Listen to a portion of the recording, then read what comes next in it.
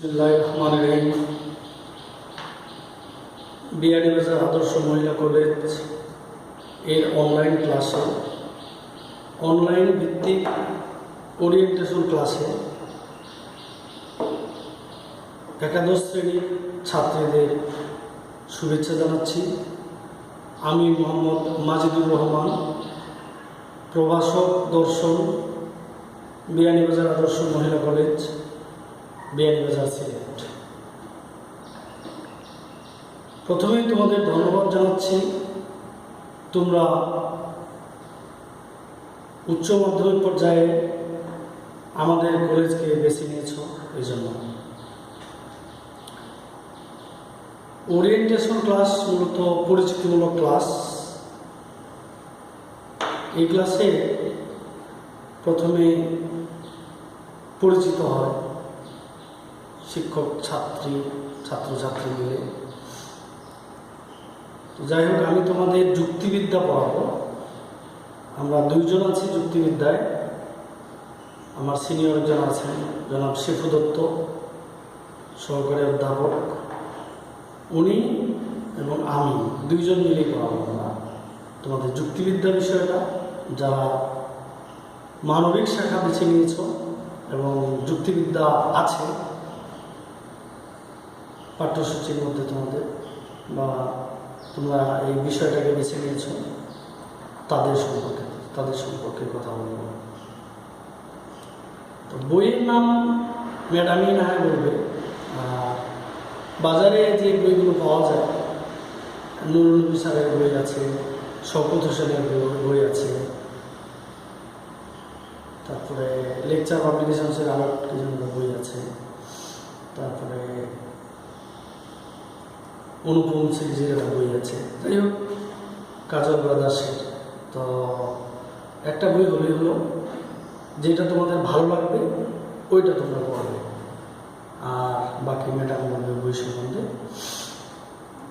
তোমাদের আজকে আমি প্রথম অধ্যায় পড়াবো, যুক্তিবিদ্যার প্রথম অধ্যায়।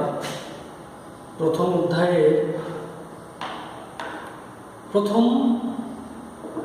অংশটা হলো যুক্তিবিদ্যা কি, কাকে বলে, তারপরে যুক্তিবিদ্যার প্রকৃতি, বিষয়বস্তু, যুক্তিবিদ্যা কি বিজ্ঞান নাকি কলা, এই নিয়েই তোমাদের প্রথম অধ্যায়। তো যুক্তিবিদ্যা কি এই সম্পর্কে আগে বলি।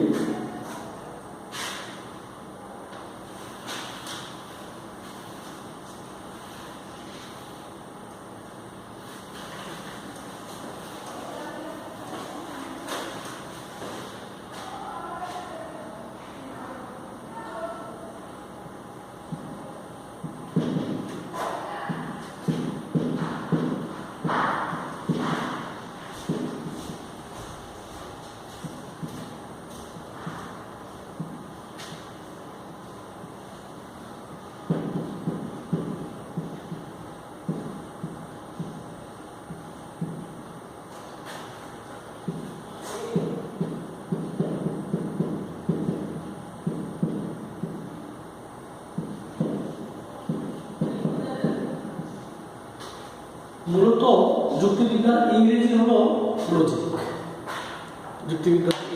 ইংরেজিতে যুক্তিবিদ্যাকে লজিক বলা হয়। এই লজিক মানে হলো LOGIC, লজিক। লজিক মানে হলো যুক্তিবিদ্যা। এই লজিক শব্দটা আসছে ল্যাটিন শব্দ লজিক থেকে, LOGIKE এই শব্দ থেকে। এই শব্দটা মূলত উৎপত্তি হয়েছে গ্রিক শব্দ লোগোস থেকে। লোগোস গ্রিক শব্দ অর্থ হলো জ্ঞান, চিন্তা বা ভাষা। এইখান থেকে শুরু। প্রাচ্যে প্রথমত যখন যুক্তিবিদ্যার সূচনা হয়, যুক্তিবিদ্যার জনক হলো এরিস্টটল। গ্রিক দার্শনিক এরিস্টটল হলো যুক্তিবিদ্যার জনক। ওনার বাড়ি হলো গ্রিসের রাজধানী অ্যাথেন্সে স্ট্রাগিরা নামক একটি শহরে। তো এই যেহেতু এরিস্টটল লোগোস শব্দটি প্রবর্তন করেন, মানে গ্রিক দার্শনিক, এই জন্য গ্রিস দেশের ভাষাকে বলা হয় গ্রিক। গ্রীসে তার জন্ম, আর গ্রিস দেশের ভাষা হলো গ্রিক ভাষা। এই প্রথম এই লোকসূত্রটা হলো গ্রিক ভাষার শব্দ। তিনি প্রথম লোকসূত্রটি প্রবর্তন করেন। এই যুক্তিবিদ্যা তার দিয়েই এই জন্য সূচনা। পরবর্তীতে গ্রিস থেকে শিক্ষা দীক্ষায় জ্ঞান বিজ্ঞানে খুব উন্নত ছিল তখন গ্রিস তৎকালীন সময়ে। পরবর্তীতে ল্যাটিন আমেরিকার দেশগুলোতে চলে আসে এই যুক্তিবিদ্যার প্রয়োজনীয়তা বা যুক্তিবিদ্যার যা ক্ষেত্রগুলো আছে এগুলো এই ল্যাটিন আমেরিকায় চলে আসে। তখন তারা লজিক কথাটাকে এভাবে ব্যবহার করতো, লোকস নাম ব্যবহার করে। পরবর্তীতে তারা লজিক হিসেবে ব্যবহার করে। লজিকের পরে যখন ল্যাটিন আমেরিকায় মোটামুটি সমৃদ্ধ হয়ে গেল এই যুক্তিবিদ্যা বিষয়টা, পরবর্তীতে ইউরোপের তো মূলত ভাষা হলো ইংরেজি। এই ইংরেজিতে অর্থাৎ ইউরোপ ভিত্তিক তখন যুক্তিবিদ্যা চলে যায় এবং ওইখানে লজিক নাম ধারণ করে। লজিক নাম ধারণ করার পরবর্তীতে ভারত উপমহাদেশ তথা আমাদের বাংলাদেশে যখন এই প্রয়োজনীয়তা লাভ করে তখন আমরা ওইটাকেই যুক্তিবিদ্যা হিসাবে গণ্য করি। এই হলো যুক্তিবিদ্যার সংক্ষিপ্ত ইতিহাস। তাহলে বললাম, প্রথমে বলে নিলাম যে যুক্তিবিদ্যার জনক হলো এরিস্টটল। তাহলে যুক্তিবিদ্যার জনক। এরিস্টটলের বাড়ি কোথায়? গ্রিস। তিনি গ্রিক দার্শনিক। এই হলো যুক্তিবিদ্যা। এভাবে যুক্তিবিদ্যা আসলো। পরবর্তীতে এখন বলি যুক্তিবিদ্যা কাকে বলে বা যুক্তিবিদ্যা কি জিনিস। যুক্তিবিদ্যা হলো চিন্তা সম্পর্কিত বিজ্ঞান, অর্থাৎ যে শাস্ত্রে চিন্তার বিষয়বস্তুগুলো নিয়ে আলোচনা করা হয় তাই যুক্তিবিদ্যা।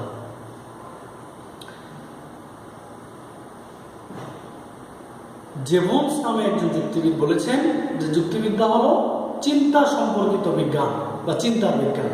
যুক্তিবিদ্যাকে চিন্তার বিজ্ঞান বলা হয়। পরবর্তীতে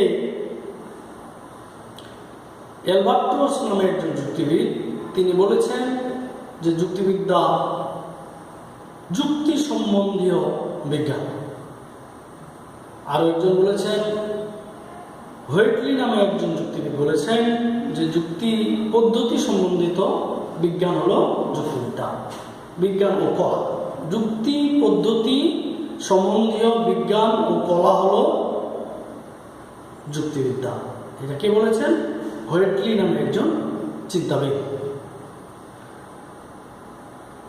এরপরে অলড্রিচ নামে একজন বলেছেন, উনি বলেছেন যুক্তিবিদ্যা হলো কলা সম্বন্ধীয় বা সম্পর্কিত বিজ্ঞান। কি বলেছেন? যুক্তিবিদ্যা হলো কলা সম্পর্কিত বিজ্ঞান। পরবর্তীতে আরো থমসন নামে একজন যুক্তিবিদ বলেছেন যে চিন্তার বিধি সম্বন্ধীয় বিজ্ঞান হলো যুক্তিবিদ্যা, অর্থাৎ যুক্তিবিদ্যা হলো চিন্তা বিধি সম্বন্ধীয় বিজ্ঞান। এরকম ভাবে বিভিন্নভাবে প্রামাণ্য সংজ্ঞা উপস্থাপন করেছেন, তারা সংজ্ঞা প্রদান করেছেন বা যুক্তিবিদ্যা কি এটাকে বোঝানোর চেষ্টা করেছেন।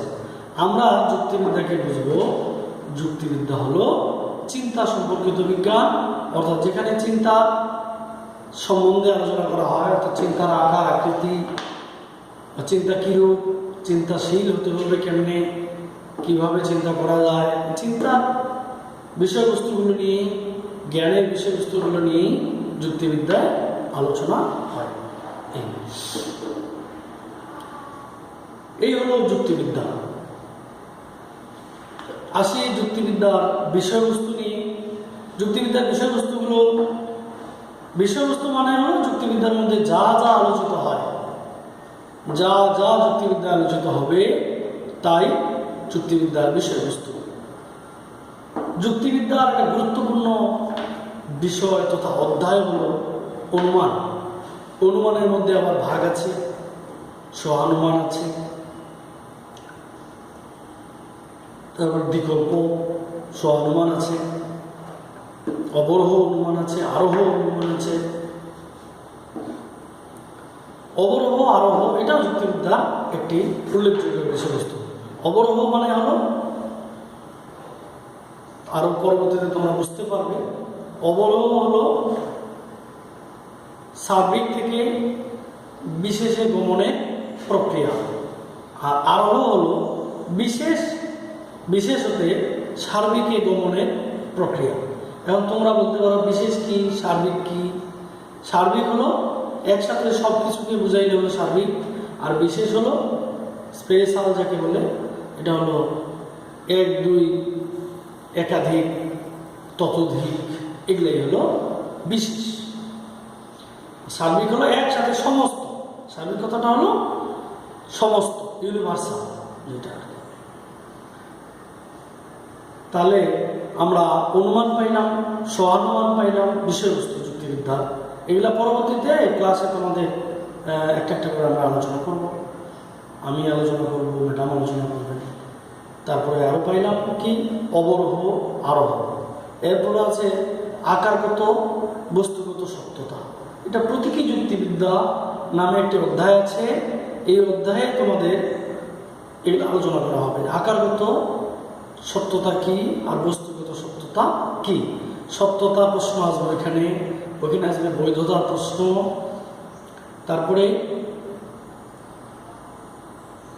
এরপরে আছে যুক্তিবিদ্যার মধ্যে অনুমান তো বললাম, তারপরে আছে পদ সম্পর্কিত আলোচনা। পদ এখানে শব্দের বিবেচনায় পদকে 3 ভাগে বিভক্ত করা হয়েছে। তারপরে শব্দের আলোচনা আসবে যুক্তিবিদ্যার বিষয়বস্তুর মধ্যে শব্দ যুক্তিবিদ্যার বিষয়বস্তুর আওতাধীন।